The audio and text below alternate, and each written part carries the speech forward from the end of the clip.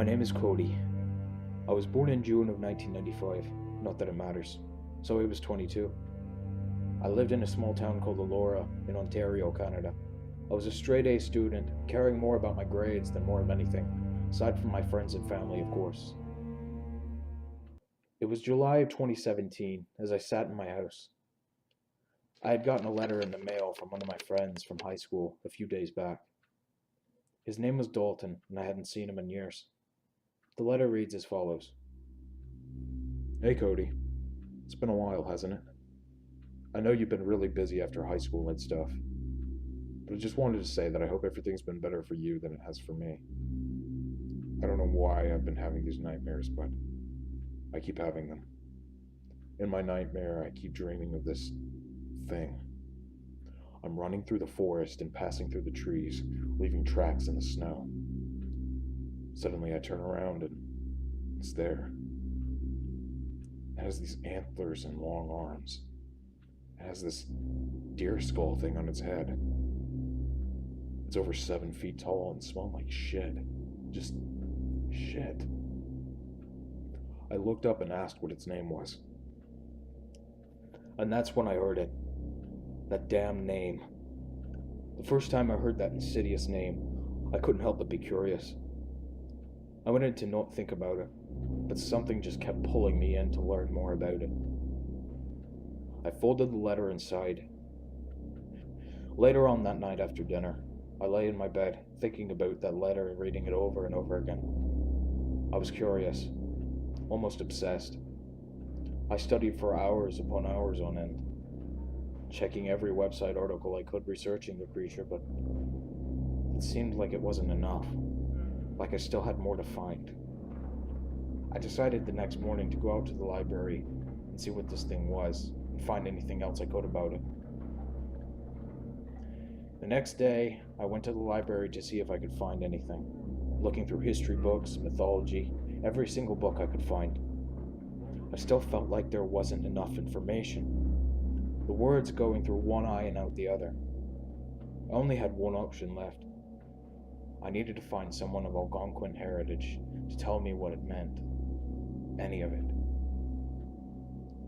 I looked up all I could, asking people around until I settled upon a medicine man located out of town, nearby in the country. I finally got there, getting out of my car, as I walked onto the perch of his cabin, which looked worn down as the man stepped forwards and out of his doorway. The man looked worn down, his hair withered and gray, but his eyes alone told the story of his age. Come in, he spoke with a deep voice, sitting on his rocking chair, with his side turned to face the fireplace. Deer antlers greeted me upon entry to the old spruce cabin. Hello, sir. Lovely home you have, I said with a bright tone. He smiled softly. Thank you. Now, what is it you wish to speak to me about? He asked, lighting a pipe upon which he smoked. I wanted to talk to you about Just before I began to speak any further, the old man got up, overcoming his old age before walking over to the door and slamming it shut. He gave me a worried glare. Don't speak of it, he said profusely. I just sat there, dumbfounded. It's something that you should avoid talking about, he told me, getting back over to me instead of inside his chair. What is it? I asked out of curiosity. He suddenly gripped my shoulders, looking at me. Listen to me, and heed what I'm about to say. He looked at me, his face turning a shade paler. It's a monster that feeds on cannibalism. It possesses anyone it can, turning them into bloodthirsty savages, he said with deep concern. I don't care what it is, what has happened, and who it's happened to. Stay away from it. Run, he told me, nudging me out of the door and closing it behind me. I was now angry, even more confused. None of it made sense. I mean, it's just a legend. There's no way in hell something like that could ever be real, right? But I was wrong. Oh, so wrong. I should have listened to that man. I should have listened to him right then and there. But like anyone else would, I made it worse. I got into my truck and looked up at the address for Dalton's cabin. I was going to get to the bottom of this. I drove quickly down the dirt road as I made my way through the wilderness. The sun had finally gone down, and I was almost there. Before I even knew what was going on, there was a fire out in the distance. My heart sank to my stomach as I immediately stopped the car and got out. Running out to the flame, his entire barn was on fire. I ran and went over to the barn before looking around, screaming for Dalton to see if he was okay. I looked into the barn, seeing the walls painted in blood. Meat. Scribbled all over the walls, the animal's throat slashed. I gripped my hands into fists before I looked around, running inside the cabin before I clutched my mouth. All was left of Dalton lay on the floor in a pool of his own blood, the remaining corpse of him on the ground. I wanted to cry, but something stopped me. Something in the back of my head snapped. I stared at his corpse, decayed and rotting. I stared and became disgusted, yet something began to talk in the back of my head. Go ahead, the voice told me. I stared more and more. The revolting bloody mass on the floor bled further and further. I suddenly began finding myself walking over to the corpse, unable to control where I slowly walked.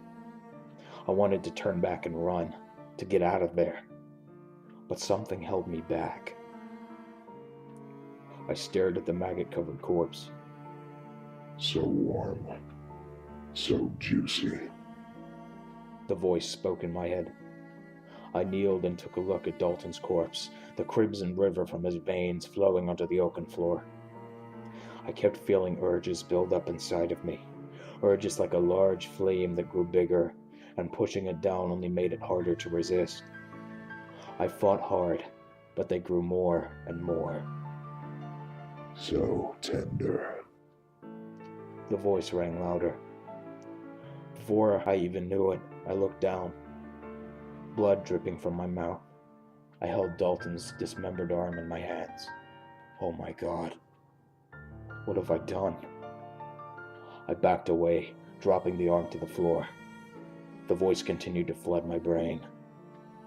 More.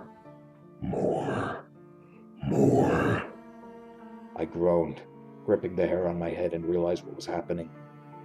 The beast took a hold of Dalton, and now it wants me. I grabbed the shotgun off the ground, making my way over to the desk, loading it with the buckshot. Whoever gets this message, please, whatever you do, don't come and find me. Don't study the Algonquin native legends, but most of all, don't say its name. Mom, Dad, I'm sorry if you ever find this. I'm sorry this had to happen. I can hear it clouding my head. He's in my head, trying to take over. I can hear its name, that fucking name. Wendigo.